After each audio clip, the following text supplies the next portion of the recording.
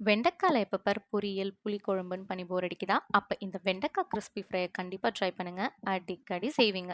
Welcome to spicy seasonings. இப்போ வெண்டைக்காவ நல்லா wash பண்ணி எடுத்துட்டு, ஒரு துணி வச்சு சுத்தமா ஈரமே இல்லாம நல்லா தொடச்சு எடுத்துக்கலாம்.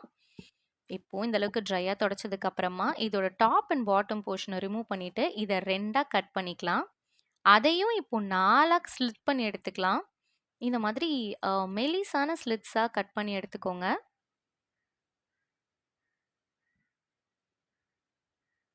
இத நீங்க ஃபுல் லெங்த் வெண்டைக்கால ஸ்லிட் பண்ணணும்னா கூட, இந்த மாதிரி ஸ்லிட் பண்ணிக்கலாம். ஒரு வெண்டைக்கால ஒரு 4 டூ 5 ஸ்லிட்ஸ் இந்த மாதிரி பண்ணி எடுத்துக்கலாம். இப்போ இத ஒரு பவுல்ல ட்ரான்ஸ்ஃபர் பண்ணிட்டு, 1 ஸ்பூன் கார்ன்ஃப்ளவர் ஆட் பண்ணி, ஃப்ளவர் நல்லா வெண்டைக்கால கோட் ஆகுற அளவுக்கு மிக்ஸ் பண்ணி எடுத்துக்கலாம். ஸோ தட் இது ஒண்ணுக்கு ஒண்ணு ஒட்டாம இருக்கும்.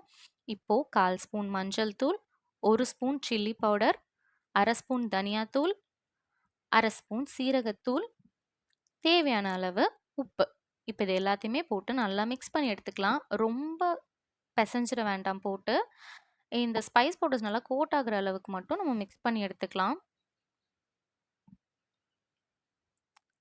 இப்போ ஒரு 1/4 ஸ்பூன் இஞ்சி பூண்டு பேஸ்ட் போட்டு அதையும் நல்லா இது கூட மிக்ஸ் பண்ணி எடுத்துக்கலாம். இப்போ 1 ஸ்பூன் அரிசி மாவு, 1 ஸ்பூன் கடலை மாவு இது 2த்தையுமே ஆட் பண்ணி லேடீஸ் ஃபிங்கர் கூட நல்லா கோட் ஆகுற அளவுக்கு மிக்ஸ் பண்ணி விட்டுக்கலாம்.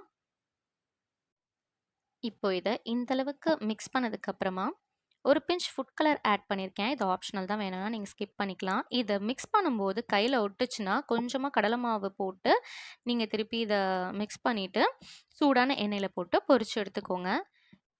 இத எண்ணெயில போட்ட உடனே ஃப்ளேம லோ பண்ணி வச்சுக்கோங்க. இல்லன்னா இது கருகிடும். இத லோ ஃப்ளேம்ல வச்சு பொறுமையா குக் பண்ணிக்கலாம். இத நீங்க சைட் டிஷ்ஷா, இல்ல ஸ்டார்ட்டரா எப்படி வேணாலும் சர்வ் பண்ணலாம். அட்டகாசமா இருக்கும். வெண்டைக்காய் புடிக்காதுன்னு சொல்றவங்களுக்கு இந்த மாதிரி செஞ்சு குடுத்தீங்கன்னா, ஃபேன் ஆயிடுவாங்க. இப்போ இது இந்த அளவுக்கு கலர் சேஞ்ச் ஆனதுக்கு அப்புறமா, இத நம்ம எடுத்து ஒரு பிளேட்ல வச்சுக்கலாம். இதோட கிரிஸ்பினஸ் பாருங்க. இத நீங்க மிஸ் பண்ணாம கண்டிப்பா ட்ரை பண்ணி பார்த்துட்டு, உங்க ஃபீட்பேக் எனக்கு கமெண்ட்ஸ்ல சொல்லுங்க. லைக் பண்ணிட்டு, சப்ஸ்கிரைபும் பண்ணிக்கோங்க. தேங்க்ஸ் ஃபார் வாட்சிங்.